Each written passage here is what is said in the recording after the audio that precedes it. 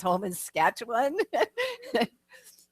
Anyway, so beautiful. A little different for you too, but fabulous. Thank you. Thank you. Yeah, the sun's going to shine again, and it's also going to work, right? It's going to work. It's going to be warmer.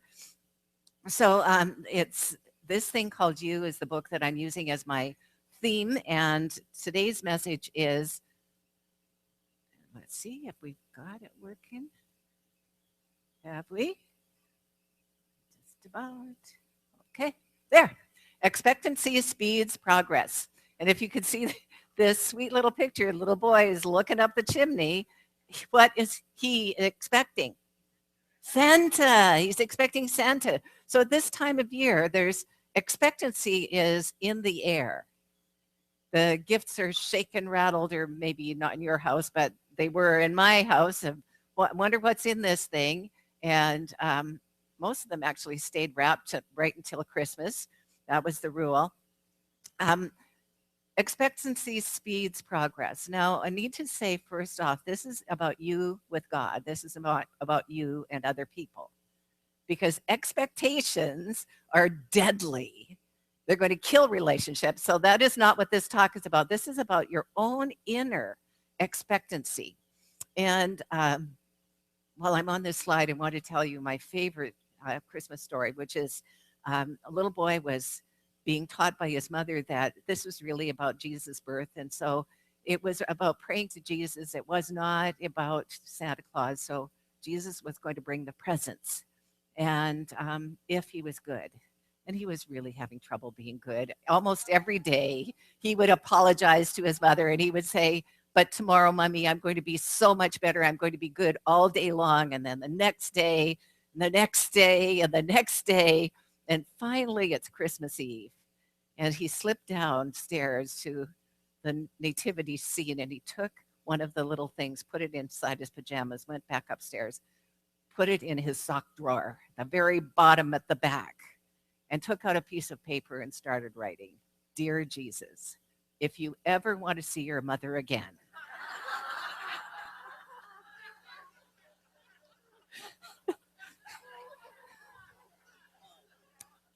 well, you know what? We believe that we're intrinsically good. We're good right now. We don't have to be good in order to, because the thing within us is already good. So I love this, and I can't read it, but maybe, yeah, spending time expecting something wonderful is like getting to enjoy the present twice. Is that right? So that's why the anticipation of holidays is good if it's a good time of year for you, because you get to enjoy the anticipation, but you also get to enjoy the actual activity, which I really like that idea. It's basic science of mind, what we teach. So it's not about expecting others to give back, be grateful, pay you, be your friend, or spend time with you. It is not about other people at all. It's about you and your expression. Oh, I think I went. It's about you and God. It simmers down to the word goodness. This comes directly from Ernest Holmes' words, to the goodness, to the concept of kindness. So you can ask yourself, am I? I know I'm already good because I'm made in the image and likeness of God, but am I kind? Am I allowing that goodness to flow out to the one presence, which is love, and the one principle, which is law?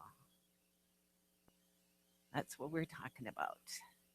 To the one person who is God, and to yourself as a manifestation of that divine presence.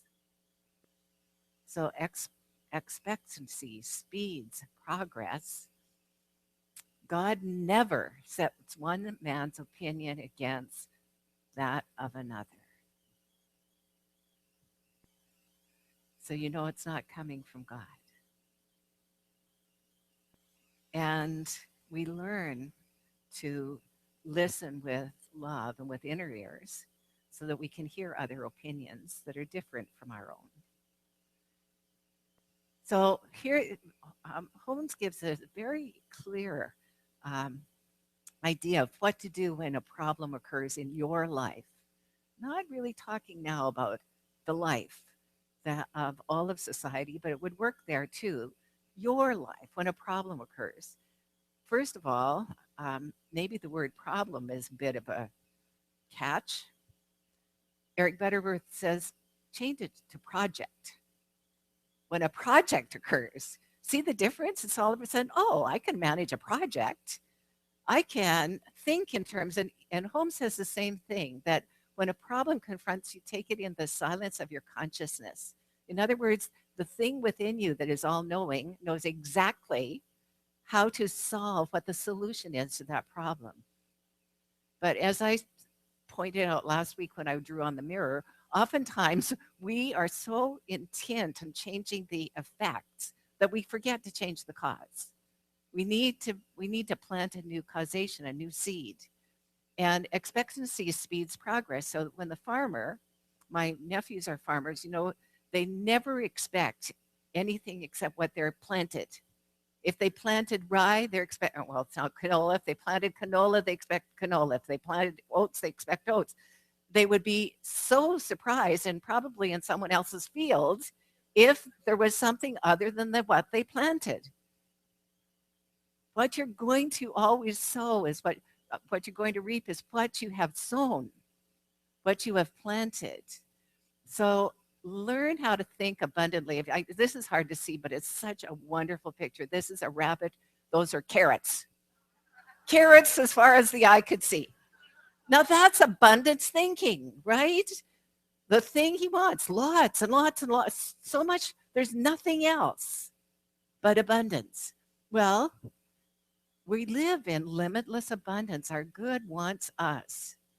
And it might be your health, it might be your wealth, it might be your friendships, it might be your creativity, your right work, but whatever it is, your good is as abundant as you're willing to allow it. So be consciously one with the law of abundance. Expectancy speeds progress. And then I found, and I like this. It's a couple riding their bikes. They're moving forward in their lives, and they're not. I don't know if you could tell, but they're seniors. And then, and then there's. I found this. This is the quote itself, and it is Ernest's quote: "Expectancy speeds progress." Reverend Lisa was talking about the Bruce Lipton book. Well, she was talking about two of his books, but in his book, The Biology of Beliefs, he tells a wonderful story, and this illustrates expectancy so well. He says in 1952, a young physician made a mistake. That's how he starts the paragraph. The physician's name was Albert Mason, a British physician, and the mistake was he was going to a young boy, a 15-year-old boy, had a bad case of warts, and he was going to treat him with hypnosis. That was hypnosis was used often to treat for warts. Well, the young boy came in, and his skin looked like animal skin, like elephant hide. There wasn't a spot. I mean, it wasn't just one wart or two warts or a couple of warts. It was this very massive. So he did the hypnosis, and he had the young boy imagine his skin was pink and healthy and brand new.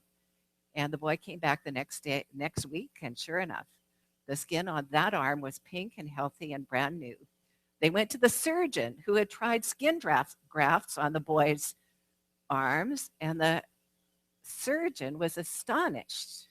He said, "But this is impossible. This boy didn't have warts. He has an incurable genetic disease called ichthyosis. It, but, well, it would work on one arm." So Albert Mason continued working with his young client, his whole body. And you can imagine how he'd been teased at school because his face, his whole body was um, look thin, thick-skinned.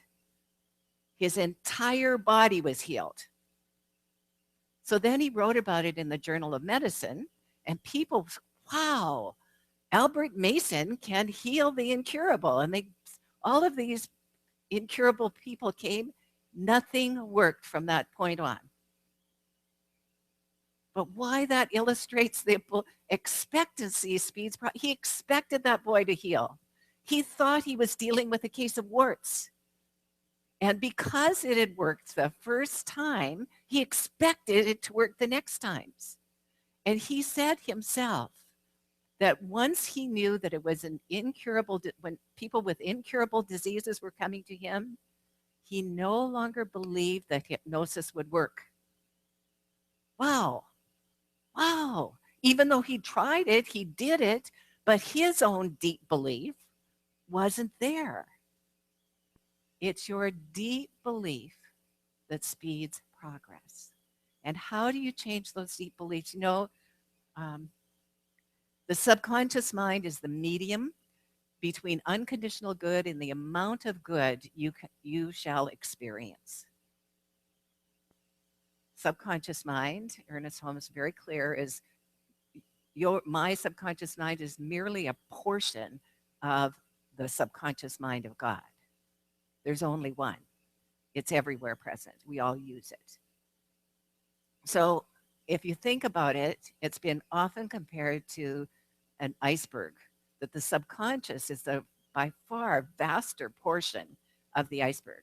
And even this diagram, I mean, you can't possibly fathom what subconscious or subjective mind is.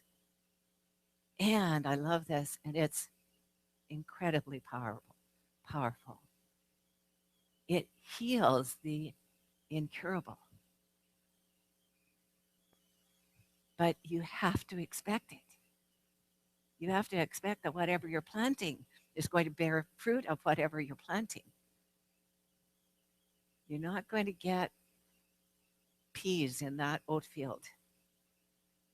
You're not going to get carrots if you've planted roses.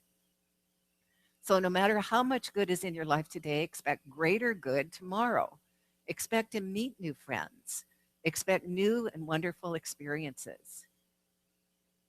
Put your hand on your heart and repeat after me. I expect more good today than yesterday, and even more tomorrow. I expect to meet new friends.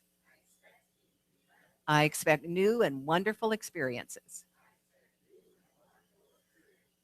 In Joseph Murphy's book, he talks about a young Australian boy who was very poor, and he wanted to be a doctor.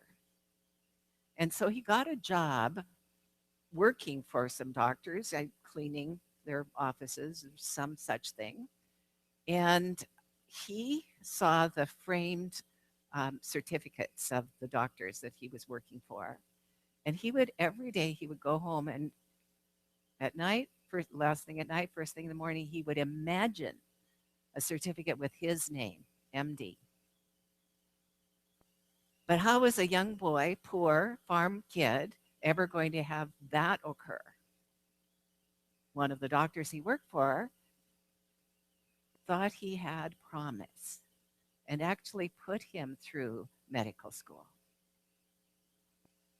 What did it start with? He didn't have, see what I'm saying is he didn't have the means. He had the desire, he had the dream. So you start with the desire, the dream, and if it comes to you, it's yours. It's not someone else's. And there's plenty of good to go around. There's plenty for you to share and to spare. I love this. So this lavender field that just seems to go on and on forever. No harm can come to you when you know that God is at the center of everything. Do you know that God is at the center of everything? Do you know God is at the center of your life? Yeah.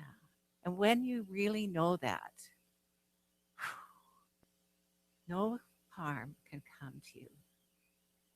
We're promised that his eyes on the sparrow, and I know he cares for me. We're promised. And when you are centered in that oneness, you feel peace of mind.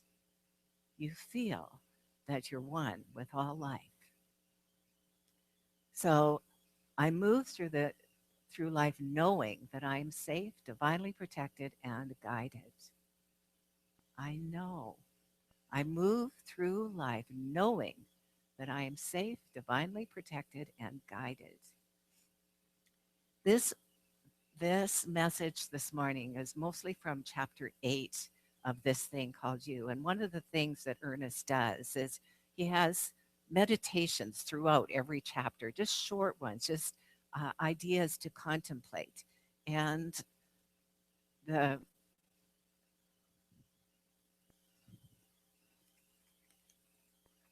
we're going to do this like a call and response as I close. This is how he ends the chapter.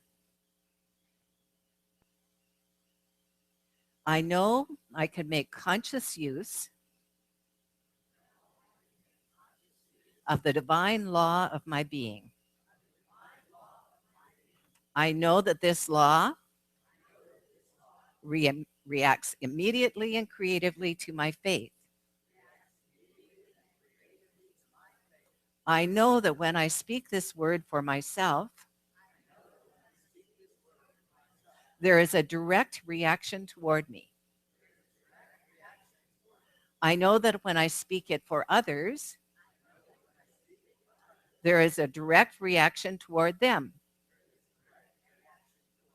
There is no doubt or uncertainty in my consciousness. I identify with the good I desire. I have complete confidence in the law of good. I have a quiet contentment and an inner sense of peace. I have an enthusiastic sense of well-being. I know that all the power there is for me. Therefore, I put on the whole armor of faith.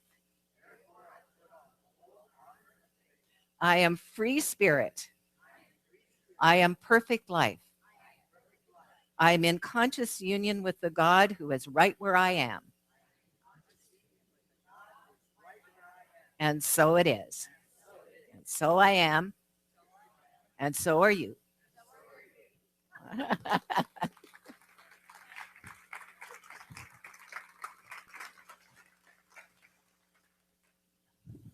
I felt like I just prayed, but let's pray again.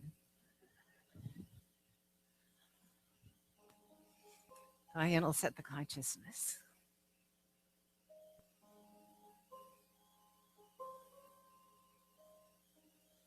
Come into the silence. Rest for a while. Release all the cares of your day. Come into the silence. Quiet your mind. Spirit has something to say. If you will trust in God to guide you, trust in God beside you, be not afraid to let go. Spirit will befriend you. Spirit is within you. Spirit is love. You know.